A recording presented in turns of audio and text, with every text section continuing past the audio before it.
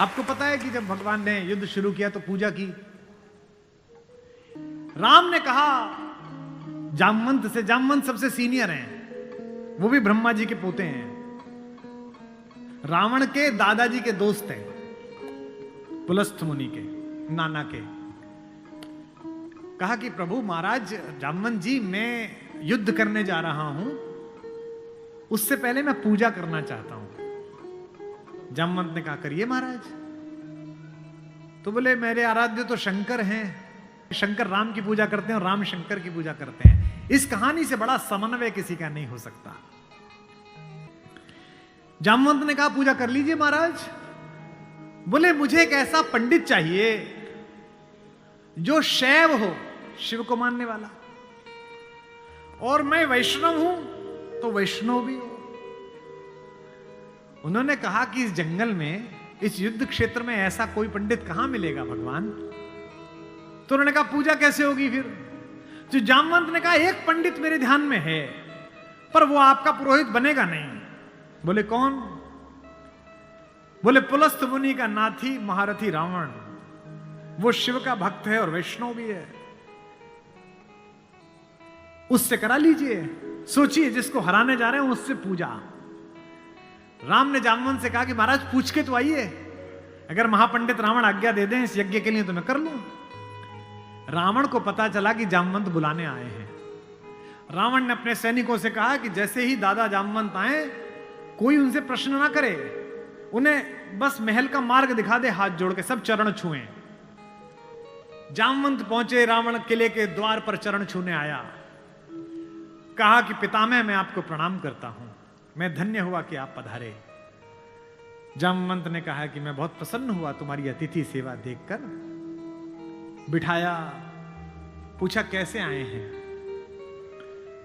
जामवंत ने कहा मैं एक इच्छा लेकर तुम्हारे पास आया हूं। एक मेरे साथ दो यजमान हैं, वो एक यज्ञ करना चाहते हैं युद्ध शुरू करने के लिए। उन्हें एक ऐसे पंडित की आवश्यकता है जो शैव भी हो और वैष्णव भी। तुमसे अधिक गुणी व्यक्ति तो पृथ्वी पर नहीं है, क्या उनका पुरोहित बन सकोगे। क्या पूछा रावण ने, पहला क्या करैक्टर है, वाह।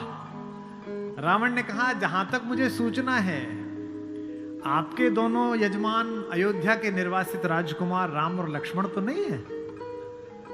जामवंत ने कहा हां दशरथ, वे ही दोनों हैं, क्या आप स्वीकार करेंगे। उसने हां ना नहीं करी, फिर बोला क्या उनके यज्ञ का उद्देश्य लंका विजय है। जामवंत ने कहा हां उनका यही उद्देश्य है, क्या आप स्वीकार करेंगे। उसने कहा मैं तो जिज्ञासा के लिए पूछ रहा था, अन्यथा द्वार पर आकर किसी पंडित से कोई यज्ञ के लिए कहे, अस्वीकार करना उसका धर्म ही नहीं है। मैं आपके साथ चलूंगा और उनका यज्ञ कराऊंगा।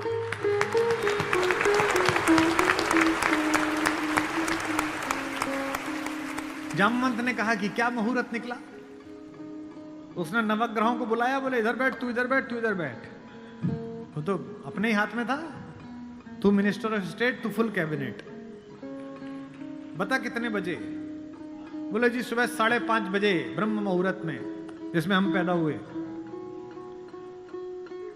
तो उसने कहा ठीक है 5:30 बजे का मुहूर्त निकला, मैं 5 बजे आ जाऊंगा। जामवंत ने कहा आचार्य हो गया अब तो रावण। आचार्य पूजा के लिए क्या व्यवस्था करनी है, क्या सामग्री लाऊं। उसने कहा आपके यजमान, मेरे यजमान जंगल में हैं, अगर यजमान के पास पूजन सामग्री ना हो तो पंडित का धर्म बनता है कि वो पूजन सामग्री लेके आए, तो मैं लेके आऊंगा। उसने अपने पुत्र मेघनाथ को जगाया, इंद्रजीत को, और कहा बेटा अशोक वाटिका जाओ, अशोक वाटिका जाओ और सीता से कहो मैं उसे मिलना चाहता हूं, एक विशेष प्रयोजन है। थोड़ी देर बाद खुद पहुंचा और कहा सीते तुम्हारा पति राम लंका विजय का यज्ञ कर रहा है, उसके पास पुरोहित नहीं है, कल सुबह मैं उसका पुरोहित बनूंगा। लेकिन एक विवाहित व्यक्ति की पूजा अधूरी है अगर उसकी पत्नी उसके पार्श्व में ना बैठे। क्योंकि तुम उसकी पत्नी हो तो सुबह ये इंद्रजीत रथ लेकर आएगा, तुम स्नान करके नया वस्त्र पहनकर इस रथ में बैठ जाना, क्योंकि मेरे यजमान की पूजा पूर्ण होनी चाहिए, मैं अपूर्ण पूजा का पुरोहित नहीं हूं। और कहा कि तुम्हारी लंका से मुक्ति केवल पूजा तक की है, पूजा होते ही उठना और इसी रथ में वापस बैठकर अशोक वाटिका में आ जाना। क्या तो सीता, क्या राम और क्या रावण, क्या कहानी है ये। सुबह यही हुआ, शिवलिंग की स्थापना हुई, बालुका की मृत्यु से एक विग्रह बनाया राम ने अपने ओजस्वी हाथों से। राम आजानुबाहु हैं, घुटने तक हाथ आते हैं उनके, ये पुरुषोत्तम का लक्षण है। महाराणा कुंभा वे भी आजानुबाहु थे। कभी कुंभलगढ़ के किले में जाइए, 3 फीट का शिवलिंग है, नीचे बैठ के अपने ही हाथ से लोटे से रुद्राभिषेक करते थे बिना उठे। वे भी सूर्यवंशी थे। राम आजानुबाहु थे, उन्होंने अपने बड़े बड़े हाथों से शिवलिंग तैयार करा। धोती पहने हुए, तिलक लगाए हुए तेजस्वी रावण पहुंचा। राम और लक्ष्मण ने आसन से खड़े होकर अपने पुरोहित को प्रणाम करा। आचार्य, मैं दशरथ का पुत्र राम अपने छोटे भाई लक्ष्मण के साथ आपको प्रणाम करता हूं। दोनों ने पैर छुए रावण के और कहा कि आचार्य आसन ग्रहण करिए। आचार्य ने पूजन प्रारंभ किया।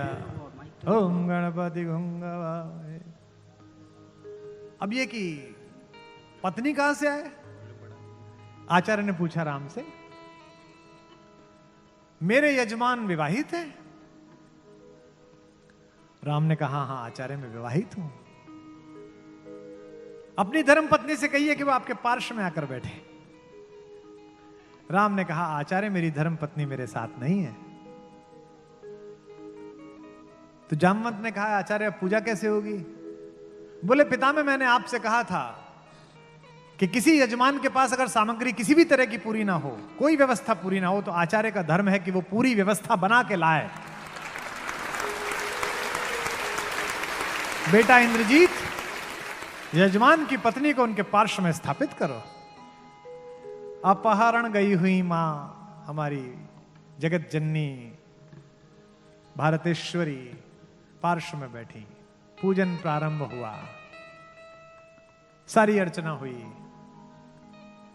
और पूजन के बाद रावण ने कहा कि मैं आप दोनों यजमानों को आशीर्वाद देता हूं कि आप दोनों जिस संकल्प के कारण ये पूजा कर रहे हैं, आज सारे देवता उपस्थित होकर आपके संकल्प को पूर्ण करें। मैं आशीर्वाद देता हूं।